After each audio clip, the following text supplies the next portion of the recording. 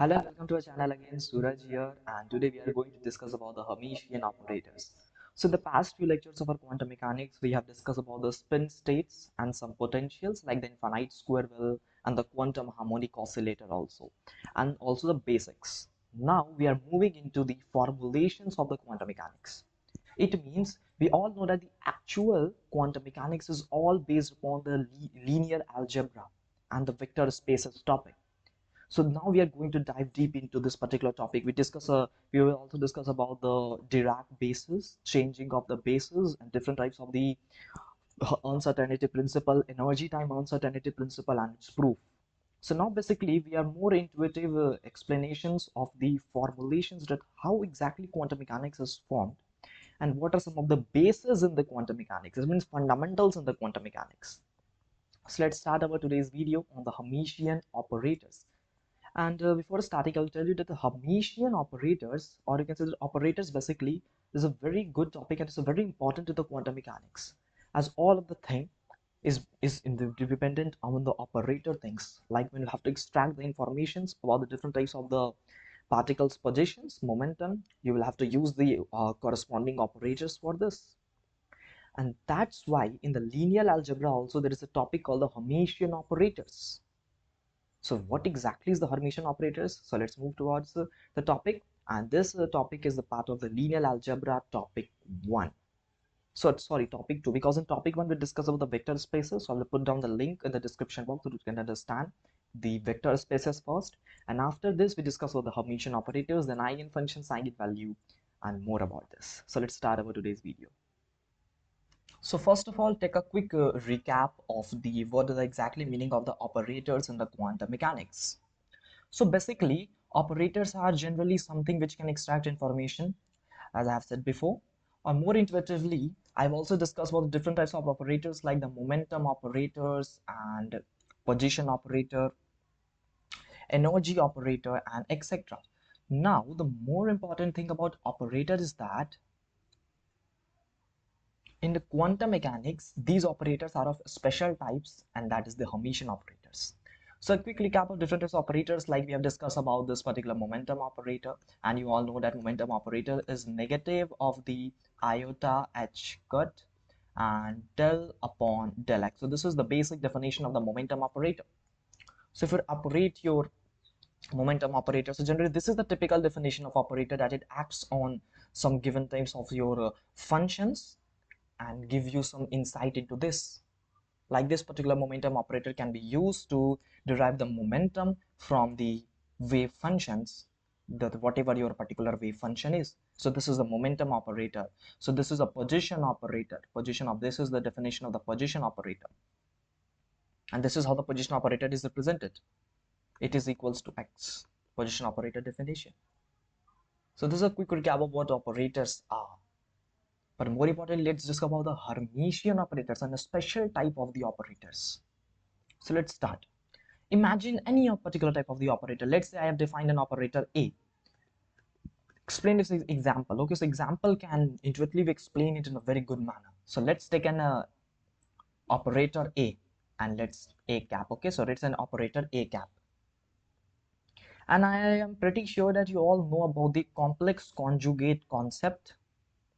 If you don't know, no worry, let's discuss it here. The complex conjugate says that suppose that you have any of the complex number, z is equals to let's say 2 iota. Okay, so this is a complex number.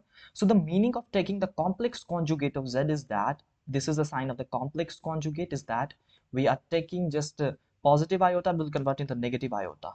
Okay, so this is typically the taking the complex conjugate, that you have just changed your sign. If this is 2 iota, the complex conjugate of this will be minus 2 iota. So this is the meaning of the complex conjugate.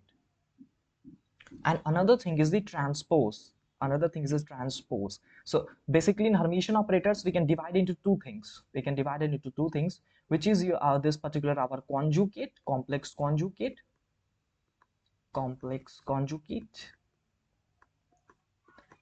plus transpose. So this is the meaning of the Hermitian operators. How? So let's see. So first of all, understand these two. You have understand what meaning the complex conjugate is, like there is a complex number z is equals to 2 iota. Another example is, let's say you have a complex number 5 plus 2 iota. If someone tells you to find out the complex conjugate of this, what you will do, you just put to the negative sign and it will become 2 iota. Another example, say, let's say you have any type of an, let's say it is minus 2 iota plus iota. Oh, okay, sorry. Minus 2 iota plus 4, let's say we'll imagine, okay. Minus 2 iota plus 4. If you say the complex conjugate of this particular number, it will become 2 iota and plus 4. So this is the meaning of taking the complex conjugate. You just have to change your sign which contains the complex part. This part doesn't contain complex because 4 is not a complex. That's why we don't change the sign here. But here 2 iota is a complex, that's why I changed the sign as negative to the positive and vice versa. Now the meaning of the transpose. What is the meaning of transpose? So let's see here. Suppose that there is a matrix there, or let's say any given matrix, 2 into 2 matrix or whatever matrices is. Let's say, so I have a matrix, let's say 1 2 2 1. So this is your 2 into 2 matrix, okay, 2 rows and 2 columns, and let's say this matrix as I.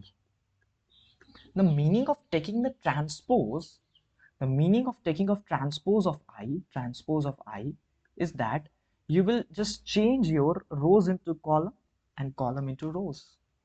It means if this is 1 2 2 1, the transpose of this particular will be as the changes of the rows and column.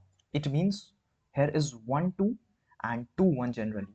So 1 2 will become here and 2 will become another. It means, let's write it, that it will convert into the rows and the columns will get interchanged, so that it becomes here as 1 2 and 2 1. This is the meaning of the transpose. Another example, so let's say there is a 3 into 3 matrix A. I design the matrix as, let's say, 1 2 3, and here I will assume 5 6 8.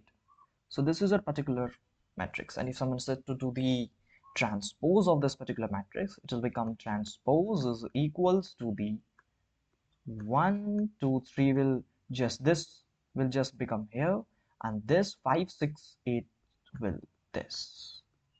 There is a change of the rows and column. So this is the meaning of the transpose of any of the particular matrix.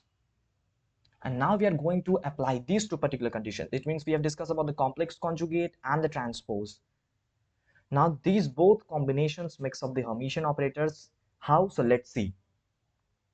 So if you have any operator A, let's take the example operator A, and we all know that operator is represented with the help of a matrices.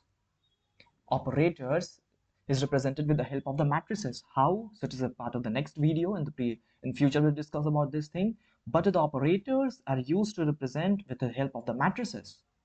It means here our operator A is some sort of matrix. So the conditions for the Hermitian is that, suppose that you have an operator A and you took the complex conjugate, first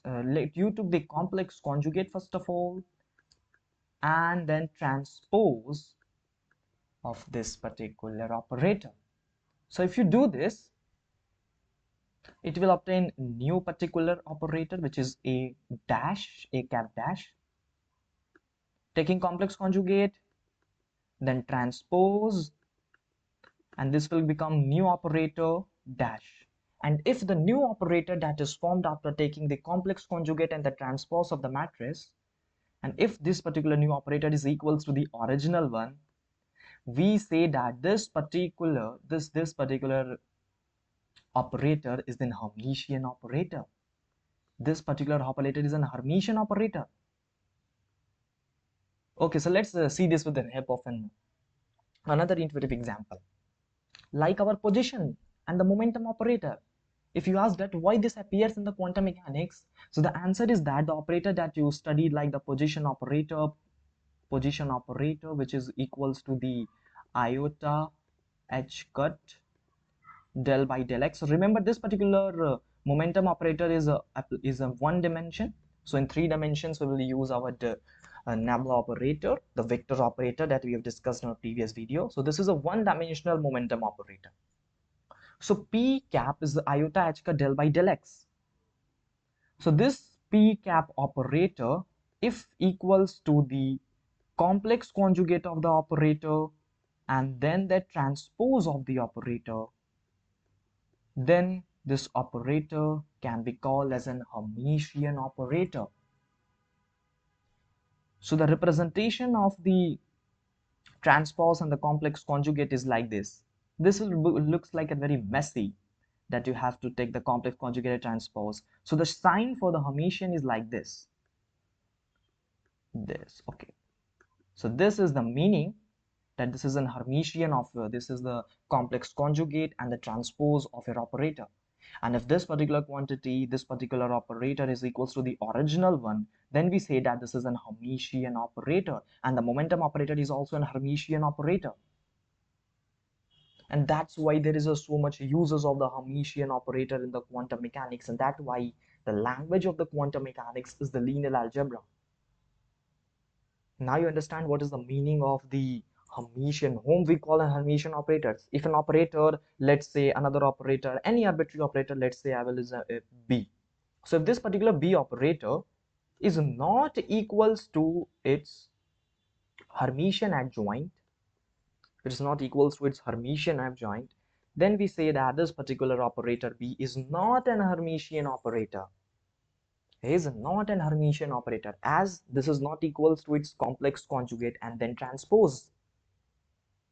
So this is the meaning of saying any operator a complex conjugate or not. Okay, and the momentum operator is also a Hermitian operator. And in quantum mechanics, how we generally define it is like this.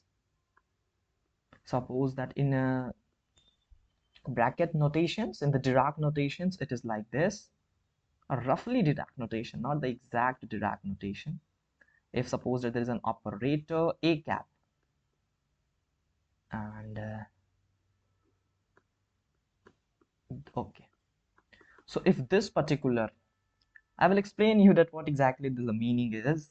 I will explain you, but just let me explain it a little bit next time. Okay, if this is equals to the Hermitian adjoint, okay, so this is the condition that an operators have to follow so that we can call them as an Hermitian operators in the quantum mechanics.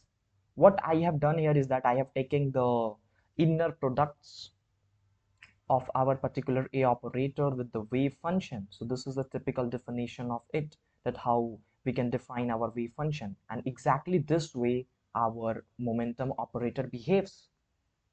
Our momentum operator is equals to this particular quantity that we are now here writing.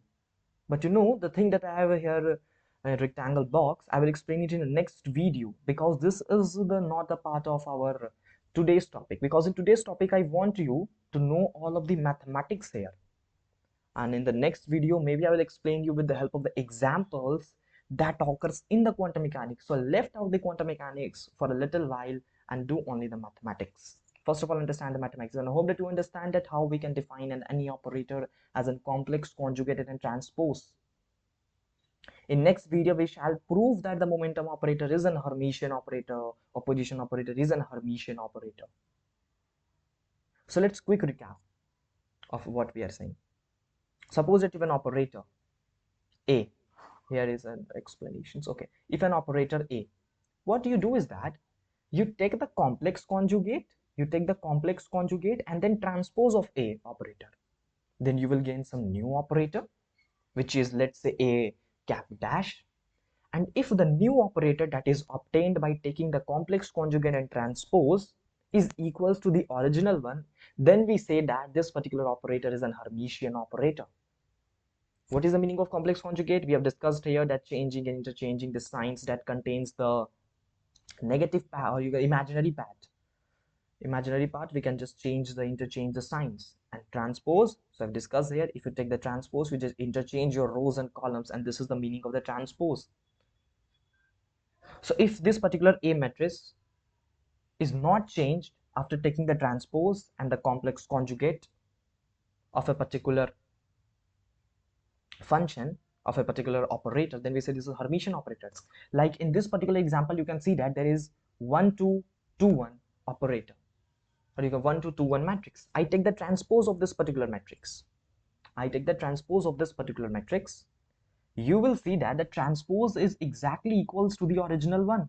So I is equals to the IT.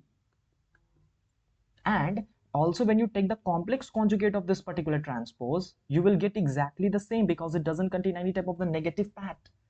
There is not a negative part. And that's why taking the complex conjugate of this will just remain same like this. So we can say that this particular, if we define it an operator, this particular I operator is an Hermitian. See here, 1 2 2 1, 1 2 2 1, same thing after taking the transpose. And the complex conjugate is also the same, because this doesn't contain any type of the imaginary part. And if anyone gives you the number, let's say real number R4, and anyone say you to do the complex conjugate of this, it is just same, because it doesn't contain the imaginary part. Then why I will take the complex conjugate of this particular number? Because it doesn't contain any imaginary part. So here is an example that this particular I is an Hermitian, because it is equals to its transpose and the complex conjugate. I hope that you understand that what is exactly the meaning of the Hermitian operators. In the next video, I will try to connect the Hermitian operators with the quantum mechanics, that how the operators in the quantum mechanics, like the momentum and the position operator, behaves like the Hermitian operators. So thank you for watching my video on the Hermitian operators and the first lecture on the linear algebra. And the next lecture also going to be very, very interesting. So welcome here, and thank you for watching my video.